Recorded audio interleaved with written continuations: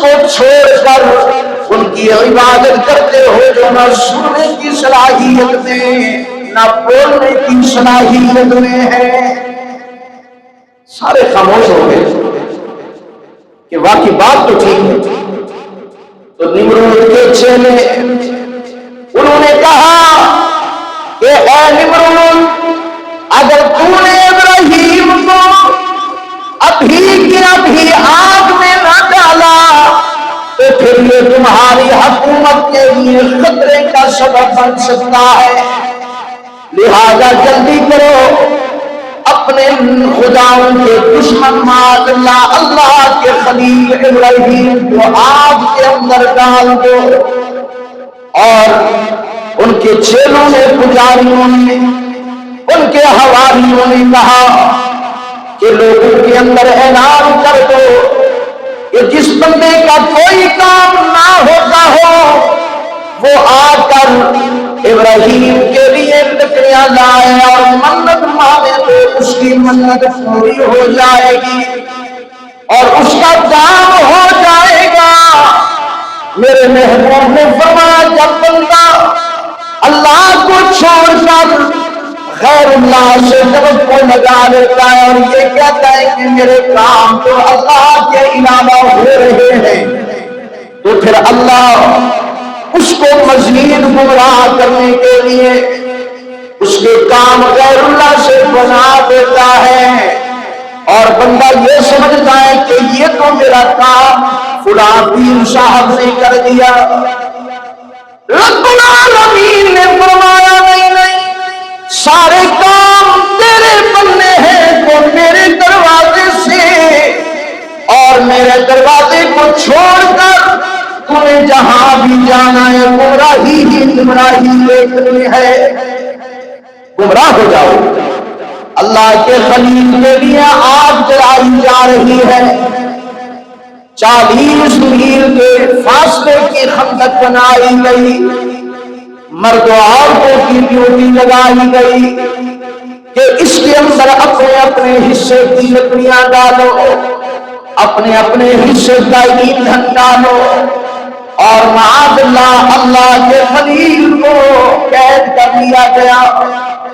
جب آگ اتنا زیادہ بھڑک گئی کہ اس نے آسمان سے باتیں کرنا شروع کر دی کہ پرندہ بھی اوپر سے نہیں گزر سکتا، اتنی تیز ہو چکی ہے۔ تو اب ان کے اندر کوئی جرأت اور صلاحیت نہیں ہے کہ وہ جا کر وہاں قریب جائیں اور اللہ کے خلیل کو آگ کے اندر ڈالے۔ یہ تو نہ ہو سکا، ایسا تو نہ ہو سکا۔ تو ان کے مجیروں اور مشیروں نے کہا ایسا کرو کہ ایک جھولا بناؤ، اس کے اندر اللہ کے خلیل کو بٹھایا۔ روایات میں آتا ہے کہ اللہ کے خلیل کے کپڑے بھی اتارے گئے، کپڑے اتار دیے۔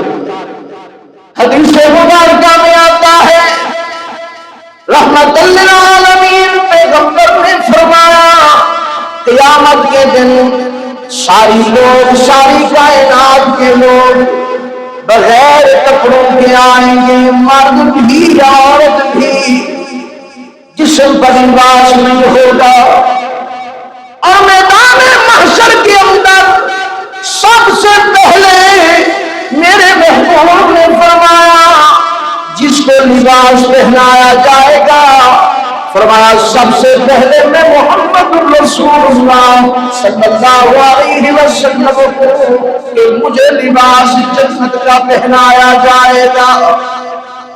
دوسرے نمبر پر فرمایا حضرت آدم علیہ السلام کو جنت کا لباس پہنایا جائے گا۔ تیسرے نمبر پر آقا نے فرمایا حضرت ابراہیم علیہ السلام کو جنت کا لباس سب سے پہلے پہنایا جائے گا۔ 3 ہستیاں، کیوں کہ انہوں نے جو قربانیاں دی وہ اللہ کے قرآن نے بیان کی، ایسی قربانی کہ اللہ کے لیے ننگا کیا گیا، اللہ کے خلیل کو اپنے کپڑے اتروانا تو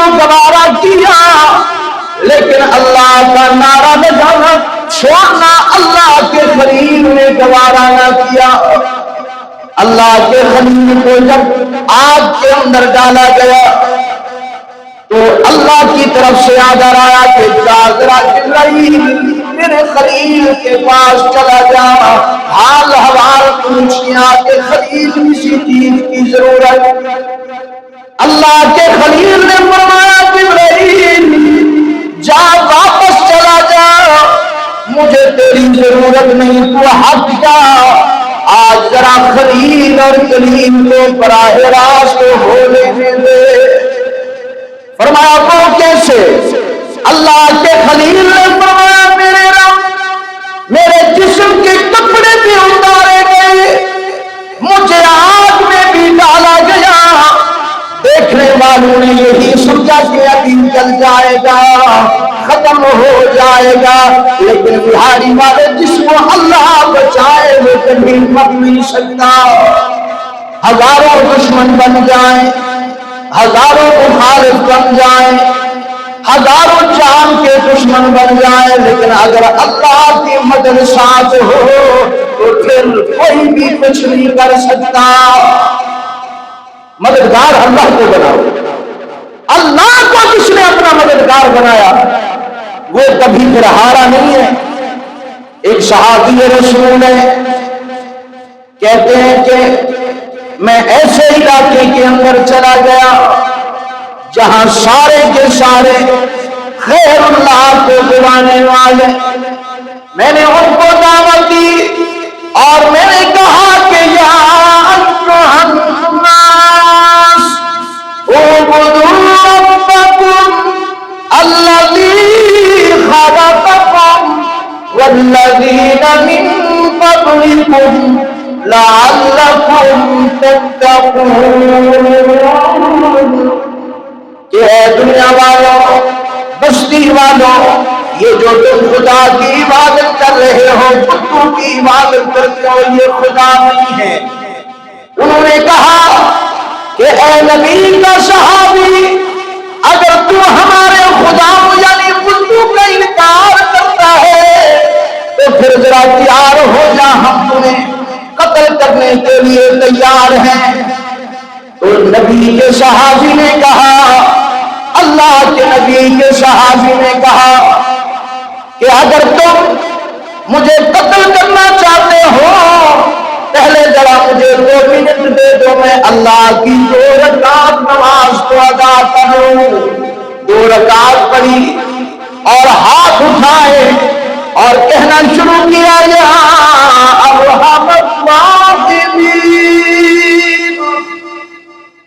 علماء نے لکھا کس آدمی نے یا ارحم الراحمین کے ذریعے اللہ کو بلایا، اللہ کی رحمت کا واسطہ دے کر اللہ کو بلایا تو اللہ اس کی جھول سے خالی نہیں اٹھاتے، جھولی بھر دیا کرتے ہیں۔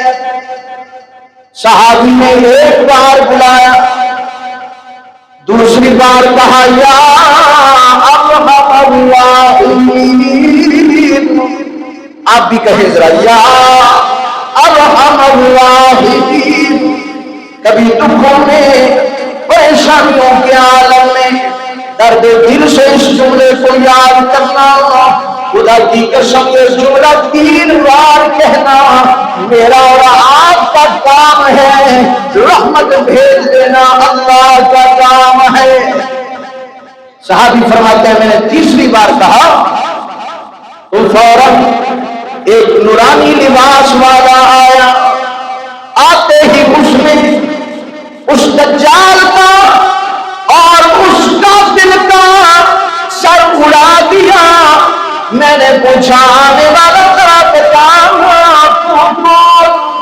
اس نے کہا صحابی رسول جب نے پہلی بار کہا یا ارحم الراحمین تو میں 7ویں آسمان پر تھا، اللہ کی طرف سے آواز آئی او میرا ملائکہ، میرا فرشتہ جا ذرا، میرا بندہ مجھے رحمان اور رحیم کے واسطے سے بلاتا ہے، جا ذرا میرے بندے کی مدد کر۔ فرمایا جب تو نے دوسری بار کہا تو میں میں پھر پہلے آسمان پہ پہنچ چکا تھا، جب تیسری بار تمہیں بلایا تو میں تیرے سامنے کھڑا ہو گیا۔ یا ارحم الراحمین، کہ بہت بعض علماء نے لکھا کہ یہ اسم اعظم ہے، اور اسم اعظم کے بارے میں اللہ والے کیا فرماتے ہیں کہ کسی جملے سے اسم اعظم سے جو بھی دعا مانگی جائے اللہ سے قبول کرے۔ تو یا ارحم الراحمین اس کو اپنی دعا میں شامل کریں۔ دو جملے آپ کو بتا رہا ہوں، دو جملے قرآن و حدیث کی روشنی میں جو دعا کے لیے سب سے زیادہ مجرب ہے، جو دعا کی قبولیت کے لیے سب سے زیادہ اہم ہے۔ دو جملے یاد کر لو بہاری والوں، انشاءاللہ کبھی دعا رد نہیں ہوگی۔ دو جملے، نمبر 1 یا ارحم الراحمین، اس جملے سے اپنے رب کو بلایا کرو۔ اور دوسرا جملہ، اللہ کے خلیل حضرت ابراہیم علیہ السلام نے جب بھی رب سے دعا مانگی تو حضرت ابراہیم نے بھی اسی طرح دعا مانگی، ربنا، کیا کہا؟ ربنا۔ دوسرا جملہ یہ ذہن نشین کر لو کہ دعا مانگتے ہوئے یوں کہو، ربنا، اے میرے رب، اے ہمارے رب۔ اور رب کون ہے؟ بولو رب کون ہے؟ حضرت ابراہیم کا واقعہ جہاں بھی قرآن میں کہو گے تو حضرت ابراہیم علیہ السلام نے جب اللہ سے دعا مانگی اپنی اولاد کے لیے تو وہاں پر بھی میں کہا ربنا، اور جب دعا مانگی میرے اور آپ کے محبوب پیغمبر کی بعثت کے لیے تو وہاں پر بھی کہا ربنا وبعث فیہم رسولا۔ اور جب میرے محبوب کی آمد کے بعد شہر مکہ کے لیے دعا مانگی وہاں پر بھی یہی کہا ربنا وجعلنا۔ تو حضرت ابراہیم علیہ السلام کی دعا کا طریقہ قرآن ہمیں یہی بتلاتا ہے کہ خلیل نے جب بھی رب کو بلایا تو یہ کہا ربنا۔ آپ بھی ایک بار کہہ دیں ربنا، بلند آواز سے کہو ربنا۔ جو اللہ کو رب مانتے ہیں وہ ذرا کہیں ربنا۔ حضرت ابراہیم علیہ السلام نے حضرت جبرائیل کو فرمایا ہٹ جا، ذرا جلیل اور خلیل کو براہ راست ہونے دے، بات کیجیے اپنے رب سے۔ فرمایا اللہ میں تیرے لیے گیا اور تو مدد کرواتا ہے جبرائیل کے ذریعے، کہاں تیری شان کے لائق نہیں ہے۔ رب العالمین نے فرمایا میرا خلیل ذرا بتانا کیا کروں؟ فرمایا اللہ ذرا ان ظالموں کو دکھا دینا، ان کا تو نظریہ یہ ہے کہ آگ جلائے گی، لیکن خلیل کا نظریہ یہ ہے کہ جب وہاں سے منظوری نہ ہو تو آگ جلا نہیں سکتی۔ آپ کو حکم کیا، اللہ نے فرمایا اچھا خلیل تیرا یہ لاد ہے کہ میں درمیان میں واسطہ استعمال نہ کروں؟ فرمایا ہاں اللہ، درمیان سے جبرائیل کا واسطہ ہٹا دے، کل کو یہ تو کوئی نہ کہے گا کہ خلیل کی مدد کے لیے جبرائیل آیا تھا۔ فرمایا میرا خلیل پھر سن، یہ جو آگ ہے یہ کوئی جلانے کی صلاحیت اپنے اندر نہیں رکھتی، میں اللہ اسے کہتا ہوں یا نار کونی بردا وسلاما۔ فرمایا آج تمہیں جلانے کا حکم میں نے دیا تھا، اب تمہیں حکم دیتا ہوں کہ اپنے جلانے کی صلاحیت کو ختم کر دے۔ علماء نے تفسیر میں لکھا، تفسیر ابن کثیر میں لکھا کہ جب اللہ کا حکم آیا کہ قلنا یا نار کونی بردا وسلاما، کہ آگ ٹھنڈی ہو جا، علماء نے لکھا صرف وہی آگ نہیں بلکہ پوری دنیا کی آگ اللہ کے حکم پر ٹھنڈی ہو گئی۔ اور اللہ والے کیا کہتے ہیں کہ اگر آج بھی ہو ابراہیم سا ایمان پہ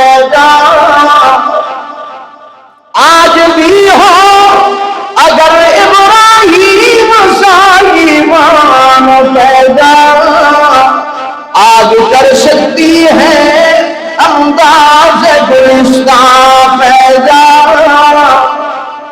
آپ کہو گے مولوی صاحب یہ کیسے ممکن ہے کہ اب بھی ہو سکتا ہے ایسے؟ میں نے کہا ہاں اب بھی ہو سکتا ہے. ماضی قریب میں چلا جا تو ہندوستان کی دھرتی کا ایک ولی حضرت خواجہ معین الدین چشتی اجمیری اللہ کا شہید، اللہ کا بندہ اور نیک تھا، موحد تھا، مشرک نہیں تھا. اس کو جب آگ نے چاروں طرف سے گھیرا تو اس نے بھی یہی کہا ابراہیم پر آگ کو گلزار کرنے والے رب آج تیرا معین الدین پہ بھی گلزار بنا دے. پھر دنیا نے دیکھا، ہندوستان نے دیکھا کہ اللہ کے ولی پر وہ آگ گلزار بن گئی. اور اس سے ذرا پیچھے لے چلو، امیر المؤمنین حضرت سیدنا ابو بکر صدیق رضی اللہ تعالی عنہ کا زمانہ، تو ایک بدبخت نے نبوت کا جھوٹا دعویٰ کیا.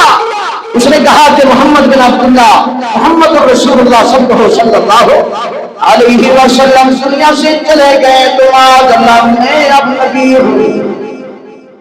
بہاری والے آمنہ کے لال کے بعد کسی کو نبی مانتے ہو؟ سب نہ بولیں. جو ختم نبوت والے ہیں وہ ذرا نعرہ لگائے تاجدار ختم نبوت. آواز آنی چاہیے تاجدار ختم نبوت. پاکستان کے قادیانیوں کو پتہ چل جائے تاجدار ختم نبوت. سنا قادیانیوں، جب تک ہمارے مسلمانوں کا ایک بھی بچہ زندہ ہے، ایک بھی خون کا قطرہ باقی ہے، ہم نعرہ لگاتے رہیں گے تاجدار ختم نبوت. تو اس نے دعویٰ کیا. ایک تابعی حضرت لخنوی رحمت اللہ کھڑے ہو گئے. انہوں نے کہا کہ بدبخت تو نبی نہیں ہو سکتا، آمنہ کی لال کے بعد تو نبی نہیں ہو سکتا. اس نے کہا جلاؤ ذرا آگ کو، آگ کے اندر ڈالوں گا. تو اللہ کے اس نیک بندے تابعی کو جو ختم نبوت کے لیے آگ کے اندر ڈالا گیا، پھر لوگوں نے دیکھا کہ آگ نے اس کا ایک بھی بال نہ جلایا. تو اسی لیے کہنا چاہتا ہوں کہ آج بھی اگر امام ابراہیم شاہ پیدا ہو جائے تو پھر آگ گلزار بن سکتی ہے، آگ گلزار بن سکتی. اور ہزاروں واقعات موجود ہیں. شاہ ولی اللہ محمد سے کہتی رحمت اللہ علیہ کو کسی نے بتایا کہ آپ یہاں پڑھ رہے ہیں، انگریز چوک پہ للکار رہا ہے، کہتا ہے مسلمانوں کے اندر اگر دم ہے تو ذرا اپنی کتاب قرآن پہ لائیں. میں اپنا کلام یہودی نے اعتراض کیا، میں اپنی کتاب لے کے آتا ہوں. حضرت شاہ ولی اللہ تشریف لائے اور کہا کہ وہ عیسائی وہ یہودی تو کتاب کو ڈالے گا، یہ کتاب کی توہین، میں قرآن کو آگ میں ڈالوں، یہ قرآن کی توہین. فرمایا ایسا کر دے کہ تو اپنی کتاب کو سینے سے لگا لے اور آگ کے اندر چلا جا. میں اپنے قرآن کو سینے سے لگا کر آگ میں چلا جاتا ہوں. جو بچ گیا وہ حق پر، جو نہ بچا وہ نہ حق. تو دنیا نے دیکھا وہاں سے عیسائی بھاگ گیا اور اسلام جیت گیا. آج بھی اگر ابراہیم شاہ ایمان پیدا ہو تو آگ گلزار بن سکتی ہے. تو حضرت ابراہیم علیہ السلام کسی نے پوچھا حضرت زندگی کیسی گزری؟ فرمایا وہ لمحات میری زندگی کے سب سے بڑے اہم تھے جب میں آگ کے اندر تھا. فرمایا روزانہ مجھے صبح بھی شام بھی میرا اللہ سلام بھی بھیجتا اور جنت سے انعام بھی میرے لیے آتا تھا. اللہ فرماتے ہیں قربانی دینا تیرا کام ہے، رنگ لگانا میرا کام. آگ سے نکلے، ہجرت کا حکم ہوا، ہجرت کی. راستے میں ایک بادشاہ کی بیٹی مل گئی.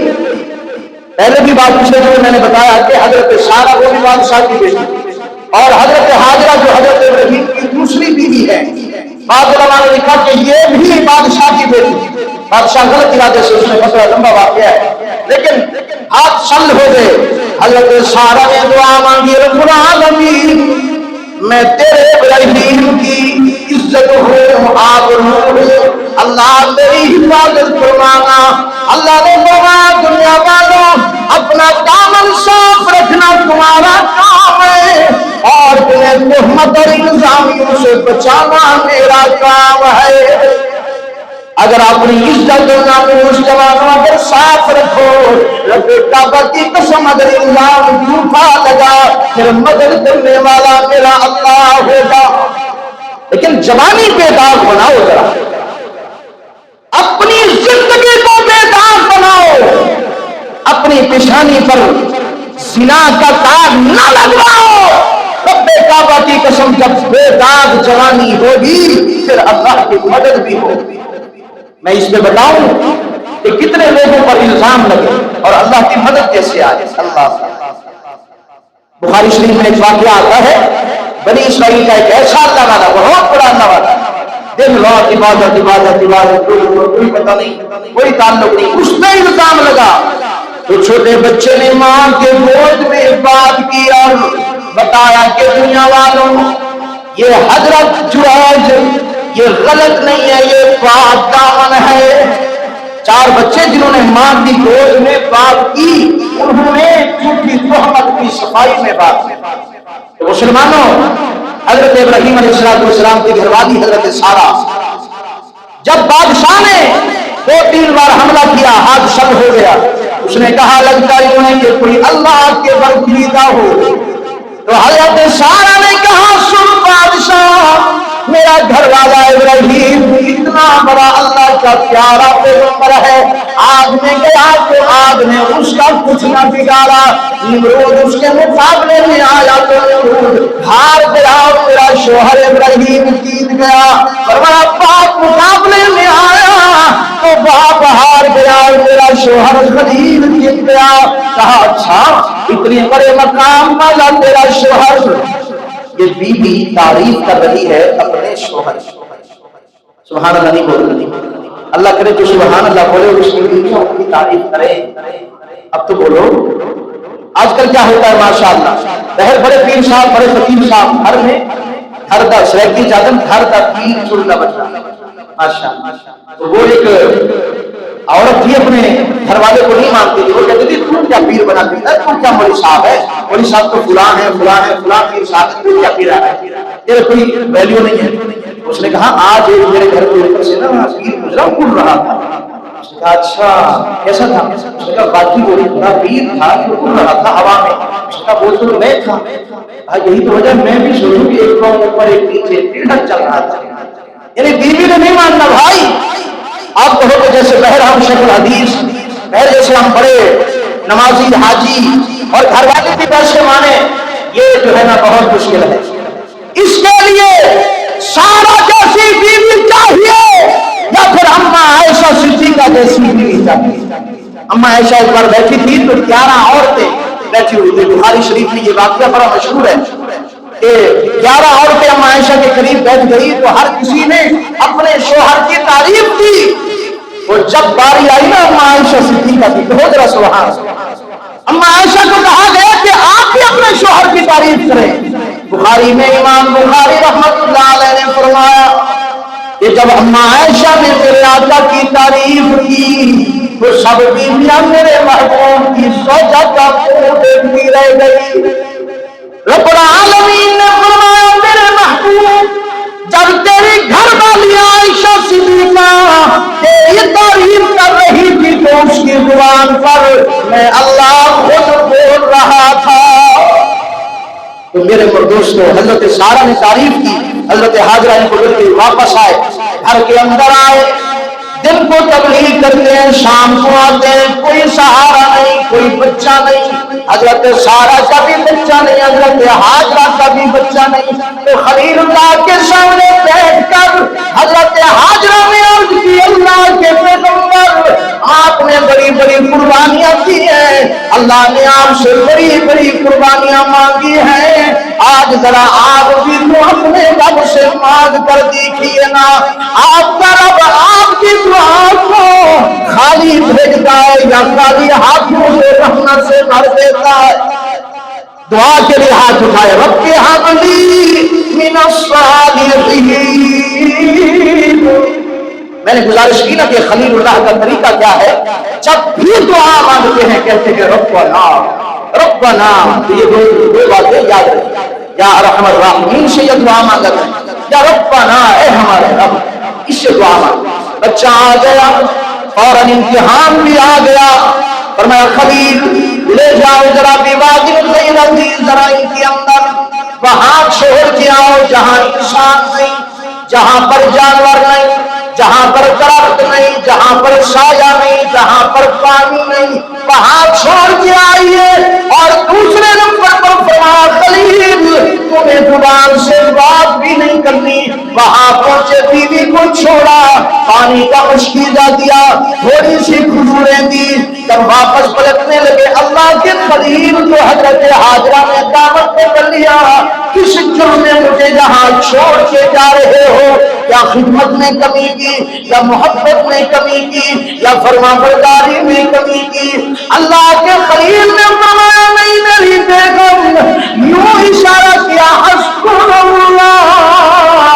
فرمایا میں اپنی مرضی نہیں کر رہا, میں اللہ کی مرضی پر تجھے یہاں چھوڑ رہا ہوں. خلیل اللہ نے یہ جملہ کہا حسبنا اللہ. اور رسول اللہ صلی اللہ علیہ وسلم جب کفار نے گھیر لیا تو اس وقت میرے آقا نے بھی یہی کہا حسبنا اللہ. آپ نہیں بولتے, میرے خیال میں آپ کو اللہ کافی نہیں ہے. جن کو اللہ کافی ہے وہ یہ تیسرا جملہ آج کی تقریر کا یاد کرو. جب بھی کوئی پریشانی آئے, کوئی امتحان آ جائے, کوئی آزمائش آ جائے, یہی فرمایا حسبنا اللہ. اونچی بولیے حسبنا اللہ. اللہ سن رہے ہیں, محمد میں بولو حسبنا اللہ. یہ جملہ اللہ کے خلیل نے کہا. پھر چل پڑے, وہاں آب زمزم آ گیا. اور اس کے بعد آب زمزم کے بعد کیا امتحان آیا وہ کل انشاءاللہ اور کسی عیدگاہ میں انشاءاللہ 6:30 بجے شروع کروں گا اور 7 بجے ختم ہوگا بیان. تو آپ حضرات 7:30 بجے تشریف لائیے, ٹھیک ہے ماشاءاللہ. تو جلدی بھائی تیاری کرنی ہے, صبح نماز کے بعد سونا نہیں ہے. عید الاضحیٰ سنت طریقہ یہ ہے کہ جلدی کرو. عید الاضحیٰ کی نماز سنت طریقہ کیا ہے کہ جلدی. عید الفطر سنت طریقہ دیر سے پڑھو. ایسا نہ ہو کہ آپ سوئے رہیں اور بعد میں قربانی کا گوشت دینے والا آ کے آپ کو لگائے قربانی تو کھا لے.